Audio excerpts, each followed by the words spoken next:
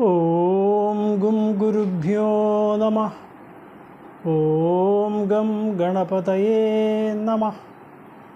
ഓം some സരസ്വത്യൈ നമഃ. കോമളം കൂജയൻ വേണും ശ്യാമളോയം കുമാരകഃ വേദവേദ്യം പരം ബ്രഹ്മ ഭാസതാം പുരതോ മമ. എല്ലാവർക്കും നമസ്കാരം. ഇന്ന് ശ്രീമദ് ഭഗവത്ഗീതയിലെ 3-ാം അധ്യായത്തിലെ 6 മുതൽ 10 വരെയുള്ള ശ്ലോകങ്ങൾ നോക്കാം. കർമ്മേന്ദ്രിയാണി സംയമ്യ യാസ്തേ മനസാ സ്മരൻ ഇന്ദ്രിയാർത്ഥാൻ വിമൂഢാത്മാ മിഥ്യാചാര സ ഉച്യതേ. കർമ്മ ഇന്ദ്രിയാണി സംയമ്യ യഹ ആസ്തേ മനസാ സ്മരൻ ഇന്ദ്രിയാർത്ഥാൻ വിമൂഢാത്മാ മിഥ്യാചാരഃ സഹ ഉച്യതേ. കർമ്മേന്ദ്രിയാണി സംയമ്യ യ ആസ്തേ മനസാ സ്മരൻ. കർമ്മേന്ദ്രിയങ്ങളെ ഒക്കെ സംയമിച്ചിട്ട് അടക്കിയിട്ട് യഹ ആരാണോ മനസാ സ്മരൻ ആ ഇന്ദ്രിയ വിഷയങ്ങളെയൊക്കെ മനസ്സുകൊണ്ട് ഭുജിക്കുന്നത്. ഇന്ദ്രിയാർത്ഥാൻ വിമൂഢാത്മാ ഇന്ദ്രിയ വിഷയങ്ങളെ സ്മരിച്ചുകൊണ്ടിരിക്കുന്ന ആ വിവേകശൂന്യനായ അയാൾ മിഥ്യാചാരഃ സഹ ഉച്യതേ. അയാളെ മിഥ്യാചാരൻ അല്ലെങ്കിൽ പാപം ചെയ്യുന്നവൻ എന്നാണ് പറയപ്പെടുന്നത്. നമുക്കറിയാം, കർമ്മേന്ദ്രിയങ്ങളെയൊക്കെ തന്നിലേക്ക് തന്നെ ഉപസംഹരിച്ചുകൊണ്ട് മനസ്സിനെ നിയന്ത്രിക്കുന്ന ഒരാളാണ് യോഗി. എന്നാൽ ആ യോഗിയുടെ അവസ്ഥയിൽ നിന്ന് അധപ്പതിക്കുമ്പോഴാണ് കർമ്മേന്ദ്രിയങ്ങളെയൊക്കെ തൻ്റെ നിയന്ത്രണത്തിലാക്കിയിട്ടുണ്ട് എങ്കിലും മനസ്സുകൊണ്ട് ആ ഇന്ദ്രിയ വിഷയങ്ങളൊക്കെ ഭുജിച്ചുകൊണ്ട് മനസ്സിനെ സന്തോഷിപ്പിക്കുന്നു. ഇങ്ങനെയുള്ളവരെയാണ് മിഥ്യാചാരികൾ എന്ന് പറയുന്നത്. ഇന്ന് സമൂഹത്തിൽ നിലനിൽക്കുന്ന പല കാഷായ വസ്ത്രധാരികളിലും ഇപ്രകാരമുള്ള ആളുകളെ നമുക്ക് കാണാൻ കഴിയും. പൊതുജനങ്ങളുടെ മുൻപിൽ അവർ വളരെ മാന്യമായ കാഷായം ധരിച്ചിട്ട് അവരുടെ സ്വകാര്യതയിൽ അവരെല്ലാം അനുഭവിക്കുന്നത് ഇതുപോലെയുള്ള സുഖങ്ങളെയാണെങ്കിൽ അവരെയാണ് മിഥ്യാചാരൻ എന്ന് പറയുന്നത്. വാസ്തവത്തിൽ മോക്ഷ സാധകമായിരിക്കുന്ന ഒരു അവസ്ഥയിലേക്ക് നയിക്കുന്നതാണ് യോഗം. എന്നാൽ ആ സമയത്ത് ഇന്ദ്രിയങ്ങളെയും മനസ്സിനെയും എല്ലാം നിയന്ത്രിച്ച് ഹൃദയസ്ഥനായിരിക്കുന്ന ഈശ്വരനെ ധ്യാനിച്ച് മോക്ഷപദത്തിലേക്ക് എത്തുവാൻ ശ്രമിക്കുന്നതിന് പകരം ഇന്ദ്രിയങ്ങൾ ഒക്കെ തനിക്ക് അധീനനാണ് എന്നിരിക്കലും ഭൗതികമായിട്ട് ആ ഇന്ദ്രിയ വിഷയങ്ങൾ ഭുജിക്കുന്നില്ല എങ്കിൽ കൂടി മനസ്സുകൊണ്ട് അപ്രകാരമുള്ള സുഖങ്ങളെ താലോലിക്കുന്നത് അധപതനത്തിന് കാരണമാകും എന്നാണ് ഇവിടെ ഭഗവാൻ അർജുനനോട് ഉപദേശിക്കുന്നത്. ഏതൊരു ലക്ഷ്യത്തിലേക്കാണോ നമ്മൾ പ്രയാണം ചെയ്യുന്നത് അതിന് എതിരെ വരുന്ന ചില തടസ്സങ്ങളാണ് ഈ പ്രകാരമുള്ള ആചരണങ്ങൾ ഒക്കെ. അതിനെ ആർക്കാണോ അതിജീവിക്കാൻ കഴിയുന്നത് അവരാണ് പരമപദത്തിലേക്ക് എത്തുവാൻ യോഗ്യരായിത്തീരുന്നത്. ഒരു ജോലിക്കായിട്ട് വളരെയധികം പേരെ ക്ഷണിച്ചുകൊണ്ട് അപേക്ഷയൊക്കെ സ്വീകരിക്കുകയും എന്നാൽ അവരിൽ നിന്ന് യോഗ്യരായവരെ കണ്ടെത്താനായിട്ട് പലതരത്തിലുള്ള പല സ്റ്റേജിലുള്ള സ്ക്രീനിങ്ങുകളൊക്കെ നടത്തിയാണ് അവസാനം ആവശ്യമുള്ളവരുടെ മാത്രം ഒരു ലിസ്റ്റുണ്ടാക്കി അതിന് യഥാർത്ഥത്തിൽ യോഗ്യതയുള്ളവരെ മാത്രം നിയമിക്കുവാനായിട്ട് തിരഞ്ഞെടുക്കുന്നത്. യോഗ്യതയില്ലാത്തവരാണ് അവിടെ നിയമിക്കപ്പെടുന്നത് എങ്കിൽ അവരുടെ ജോലിയെ അത് വിപരീതമായി ബാധിക്കുക തന്നെ ചെയ്യും. അതുകൊണ്ടാണ് ഇങ്ങനെ പല ഘട്ടങ്ങളിലുള്ള സ്ക്രീനിങ്ങുകളൊക്കെ ഓരോ പരീക്ഷകളിലും ഇന്ന് അവലംബിച്ച് വരുന്നത്. യോഗമാർഗത്തിലേക്ക് പോകുന്ന ഒരു മുമുക്ഷുവിനെ സംബന്ധിച്ചിടത്തോളം ഇപ്രകാരം ഉള്ള ടെസ്റ്റുകൾ ഒന്നുമില്ലാത്തതിനാൽ അതെല്ലാം സ്വയമേവ ചെയ്യേണ്ടതായിട്ടാണ് മനസ്സിലാക്കേണ്ടത്. ഇതിലെല്ലാം ഏതവസ്ഥയിൽ പരാജയപ്പെട്ടാലും അവർക്ക് ലക്ഷ്യത്തിലേക്ക് എത്താൻ സാധിക്കാതെ തന്നെ വരും എന്നാണ്. ചിലപ്പോൾ 1-2 ജന്മം കൊണ്ട് പരമപദത്തിലേക്ക് എത്താൻ യോഗ്യതയുള്ള ഒരാളാണ് എന്ന് വന്നാൽ കൂടി അയാളിലുണ്ടാകുന്ന ഈ വിഷയ സുഖ അഭിലാഷം ആ 2 എന്നുള്ള ചിലപ്പോൾ 10 കൂട്ടിയേക്കാം.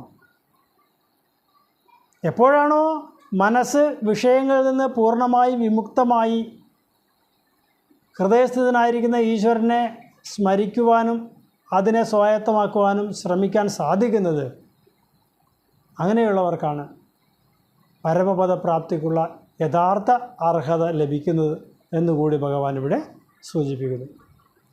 കർമ്മേന്ദ്രിയാണി സംയമ്യ യാസ്തേ മനസാസ്മരൻ ഇന്ദ്രിയാർത്ഥാൻ വിമൂഢാത്മാ മിഥ്യാചാരസ ഉച്യതേ. യസ്തു ഇന്ദ്രിയാണി മനസാ നിയമ്യാരഭതേർജുന കർമ്മേന്ദ്രിയൈ കർമ്മയോഗം അസക്തഃ സ വിശിഷ്യതേ. യഹ തു ഇന്ദ്രിയാണി മനസാ നിയമ്യ ആരഭതേ അർജുന കർമ്മേന്ദ്രിയൈ കർമ്മയോഗം അസക്തഃ സഹ വിശിഷ്യതേ.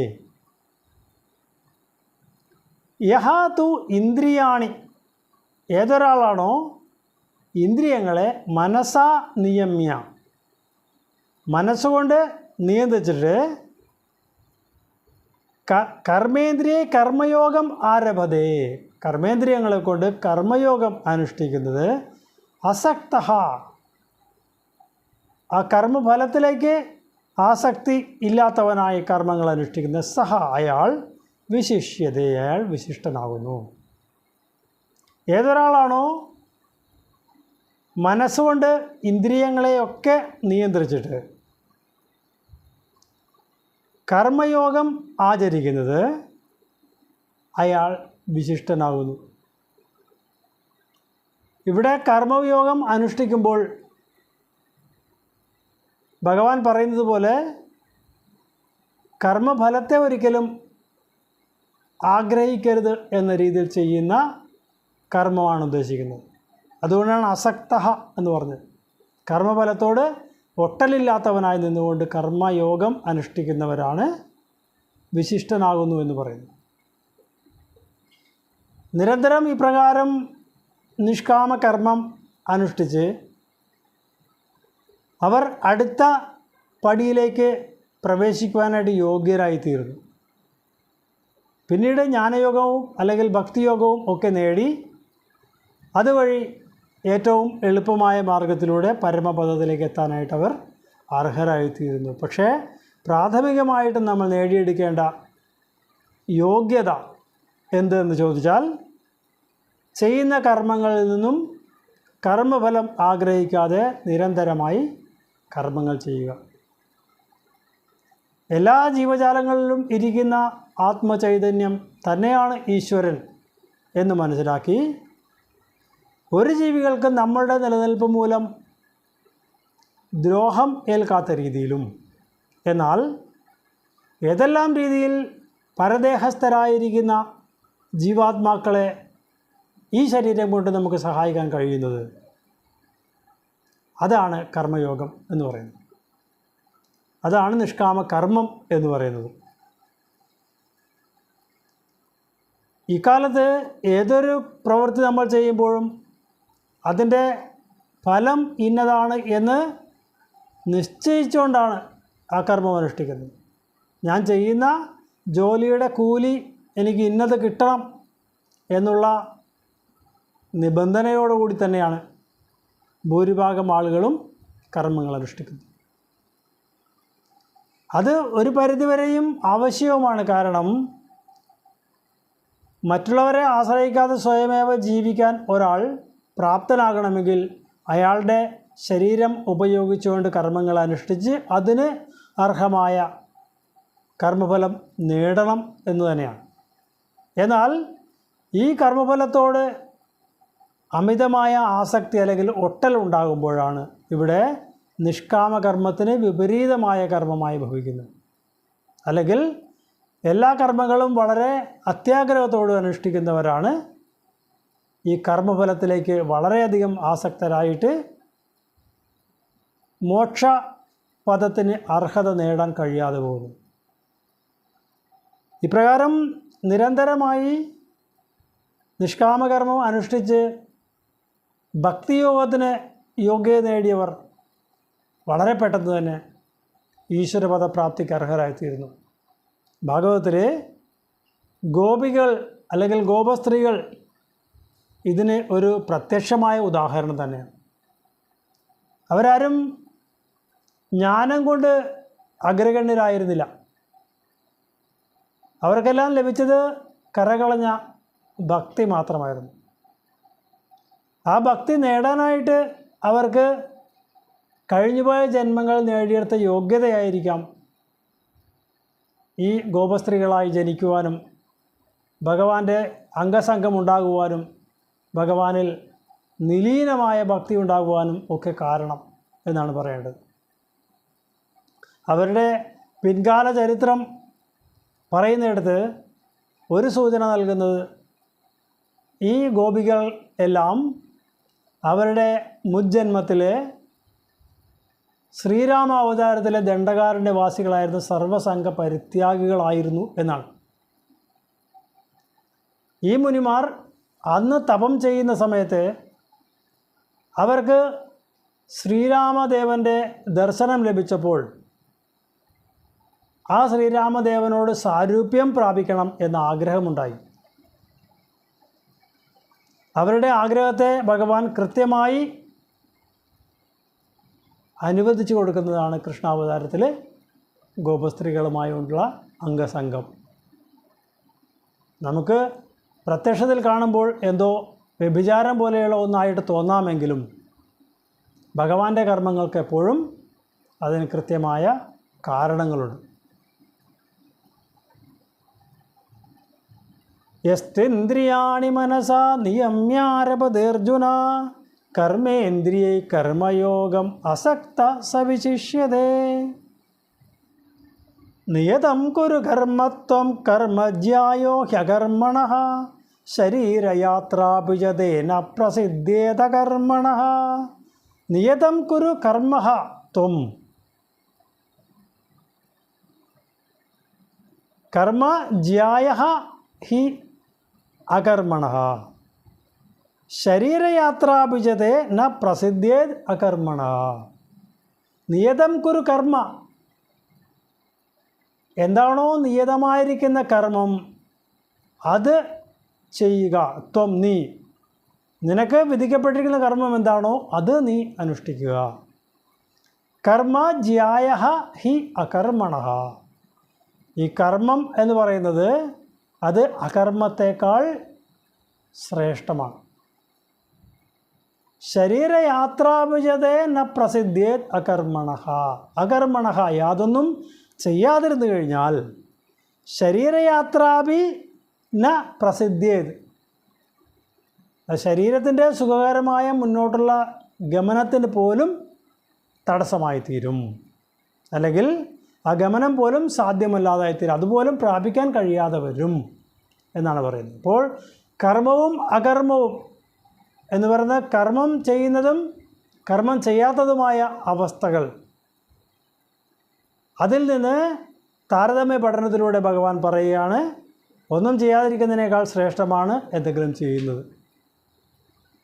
കാരണം ഒന്നും ചെയ്യാതിരിക്കുന്നവൻ അലസനാണ്. ഇംഗ്ലീഷിലൊരു ചൊല്ലുണ്ട്, a lazy man's brain is the workshop of the devil. ഒരു മടിയനായ ഒരാളുടെ തലച്ചോറ് ചെകുത്താൻ്റെ വാസസ്ഥലമാണ് എന്നാണ് പറയുന്നത്.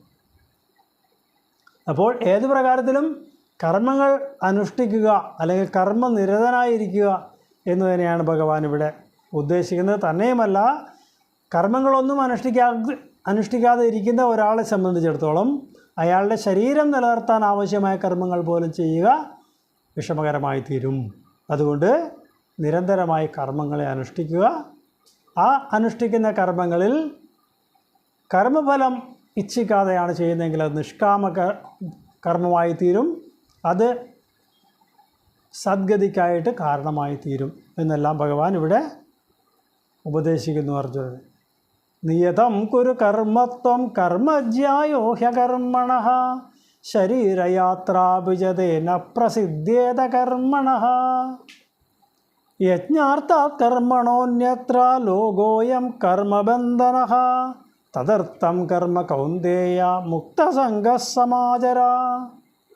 യജ്ഞാർത്ഥാത് കർമ്മണഃ അന്യത്ര ലോകഃ അയം കർമ്മബന്ധനഃ തദർത്ഥം കർമ്മ കൗന്ദേയ മുക്തസംഗഃ സമാചര.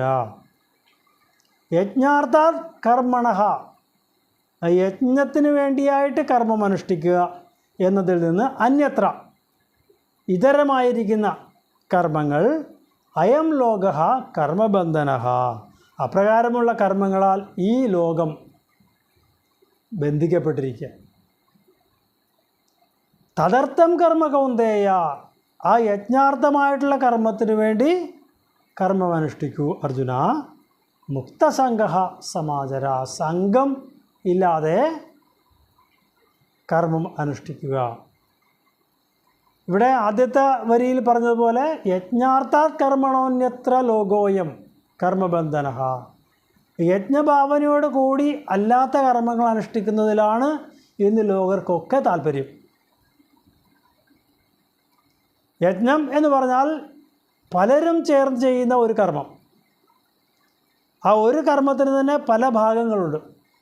ആ ഒരു കർമ്മം പൂർണ്ണമായി വിജയിക്കണമെങ്കിൽ പലരുടെയും യോഗദാനം ആവശ്യമാണ്. അങ്ങനെ എല്ലാവരും ചേർന്ന് ചെയ്യുന്ന ഒരു സത്കർമ്മമാണ് യജ്ഞം എന്ന് പറയുന്നത്. എന്നാൽ ഈ ലോകമാവട്ടെ അപ്രകാരമുള്ള ഒരു കർമ്മത്തിലേക്കല്ല താല്പര്യപ്പെടുന്നത്. അവരവരുടെ ലാഭേച്ഛ നോക്കിക്കൊണ്ട് കർമ്മങ്ങൾ അനുഷ്ഠിക്കുന്നതിലാണ് എല്ലാവർക്കും താല്പര്യം. അങ്ങനെയല്ല അർജുന. എല്ലാവരുടെയും ശ്രേയസ്സിനായിക്കൊണ്ട് എല്ലാവരും ചേർന്ന് കർമ്മങ്ങൾ നടത്തുമ്പോഴാണ് അത് യജ്ഞമാകുന്നത്. അപ്രകാരമുള്ള നിഷ്കാമകർമ്മം മുക്തസംഗഃ സമാചര യാതൊരു സംഘവുമില്ലാതെ അല്ലെങ്കിൽ കർമ്മഫലത്തോട് ഒട്ടലില്ലാതെ നീ ആചരിച്ചാലും അർജുന എന്നാണ് പറയുന്നത്. അപ്പോൾ രണ്ട് തരം കർമ്മങ്ങളെക്കുറിച്ചും ഭഗവാൻ ഇവിടെ സൂചിപ്പിക്കുന്നുണ്ട്. ഒന്ന്, ഭൗതികതയിൽ വിലയം പ്രാപിച്ച് കിടക്കുന്ന ജനങ്ങൾ അനുഷ്ഠിക്കുന്ന എല്ലാ കർമ്മങ്ങളും അവരവരുടെ ശ്രേയസ്സിനെ മാത്രം ലക്ഷ്യമാക്കിക്കൊണ്ടുള്ള അല്ലെങ്കിൽ അവരവരുടെ ഭൗതികമായ ലാഭത്തിന് വേണ്ടി മാത്രം ലക്ഷ്യമാക്കിക്കൊണ്ടുള്ളതാണ് എന്നിരിക്കെ എല്ലാവരുടെയും നന്മയ്ക്കായിക്കൊണ്ട് എല്ലാവരും ചേർന്ന് ചെയ്ത ഒരു കർമ്മമായി ഒരു യജ്ഞമായി ഭവിക്കണമെങ്കിൽ അതിന് കർമ്മഫലത്തോട് ഒട്ടലില്ലാതെ താല്പര്യമില്ലാതെ അല്ലെങ്കിൽ അത് ആഗ്രഹിക്കാതെ എല്ലാവരുടെയും നന്മയ്ക്കായിക്കൊണ്ട് എല്ലാവരും ചേർന്ന് ചെയ്യുന്ന കർമ്മങ്ങളായിട്ട് ഭവിക്കണം. അതിനെ എല്ലാവരുടെയും ശ്രേയസ്സിനെ നേടിത്തരാൻ കഴിയൂ. എല്ലാവർക്കും ശ്രേയസ് ഉണ്ടാകുമ്പോൾ സ്വാഭാവികമായിട്ടും അതിൽ ഓരോ വിഹിതവും നൽകുന്ന ഓരോരുത്തർക്കും അതിൻ്റെ ഫലം ലഭിക്കുക തന്നെ ചെയ്യും എന്നുകൂടി ഇവിടെ ഭഗവാൻ സൂചിപ്പിക്കുന്നു. യജ്ഞാർത്ഥാത് കർമ്മണോന്യത്ര ലോകോയം കർമ്മബന്ധനഃ തദർത്ഥം കർമ്മ കൗന്ദേയ മുക്തസംഗഃ സമാചര. സഹ യജ്ഞാ പ്രജാ സൃഷ്ട്വാ പുരോവാച പ്രജാപതിഃ അനേന പ്രസവിഷ്യധ്വം ഏഷവോസ്തിഷ്ടകാമധു.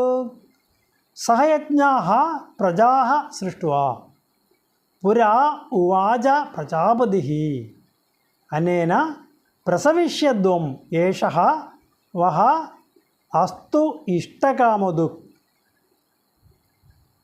സഹയജ്ഞാ പ്രജാ സൃഷ്ട്വാ യജ്ഞഭാവനയോടുകൂടി പ്രജകളെ സൃഷ്ടിച്ചിട്ട് പുരാ ഉവാച പ്രജാപതി പ്രജകളുടെ എല്ലാം പതിയായിരിക്കുന്ന അല്ലെങ്കിൽ സൃഷ്ടിയുടെ ആരംഭത്തിൽ ഈ സൃഷ്ടികർത്താവ് യജ്ഞഭാവനയോടുകൂടി പ്രജകളെ സൃഷ്ടിച്ചിട്ട് അവരോട് പറഞ്ഞു, അനേന ഈ യജ്ഞഭാവന കൊണ്ട് പ്രസവിഷ്യധ്വം നിങ്ങൾ അഭിവൃദ്ധിപ്പെടുവിൻ. ഏഷഹ വഹ അസ്തു ഇഷ്ടകാമതു. ഏഷഹ ഈ യജ്ഞഭാവന എന്ന് പറയുന്നത് വഹ നിങ്ങൾക്ക് അസ്തു ആയിത്തീരും. എന്തായിത്തീരും? ഇഷ്ടകാമതു ഇഷ്ടങ്ങളെയൊക്കെ നേടിത്തരുന്ന കാമധേനുവായി ഭവിക്കും ഈ യജ്ഞഭാവന. യജ്ഞഭാവനയോടുകൂടി പ്രജകളെ സൃഷ്ടിച്ചുകൊണ്ട് സൃഷ്ടികർത്താവ് അവരോടായിട്ട് പറഞ്ഞു, നിങ്ങൾ ഈ യജ്ഞഭാവനയെക്കൊണ്ട് അഭിവൃദ്ധിയെ പ്രാപിക്കുമെന്നും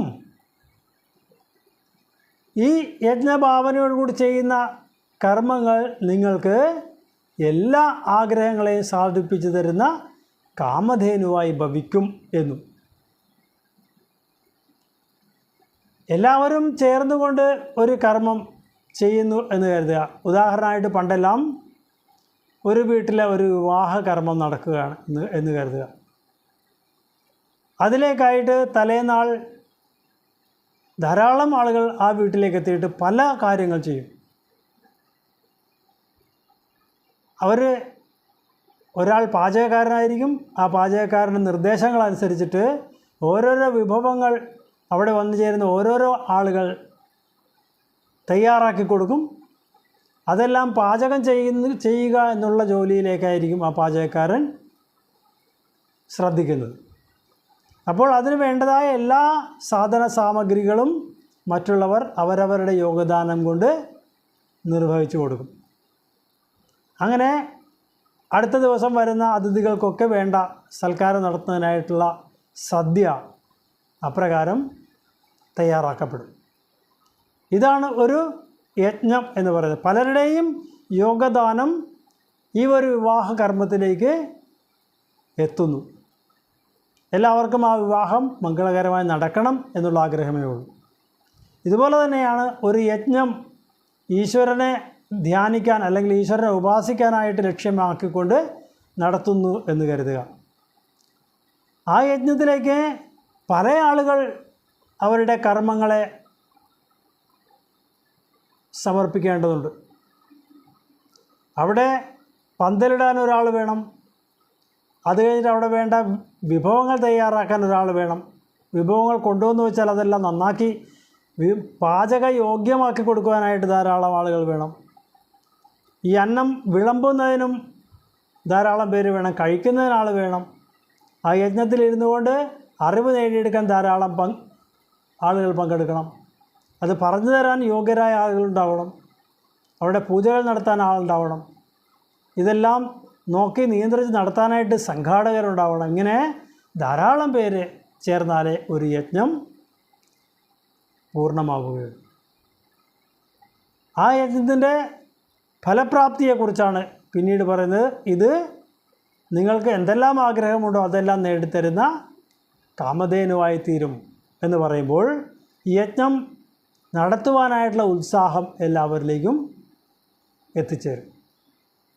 എല്ലാവരും ചേർന്ന് നടത്തുന്ന യജ്ഞമാകുമ്പോൾ അത് എല്ലാവർക്കും സന്തോഷം നൽകുന്ന ഒന്നായി പരിസമാപ്തിയെ പ്രാപിക്കും. സഹയജ്ഞ പ്രജാ സൃഷ്ട്വാ പുരോവാച പ്രജാപതി അനേന പ്രസവിഷ്യദ്വം ഏഷവോസ്തിഷ്ടകാമതു. ഓം കരചരണകൃതം വാ കായജം കർമ്മജം വാ ശ്രവണനയനജം വാ മാനസം വാ പരാധം വിഹിതമവിഹിതം വാ സർവമേതക്ഷമസ്വ. ജയ ജയ കരുണാബ്ദേ ശ്രീമഹാദേവ ശംഭോ.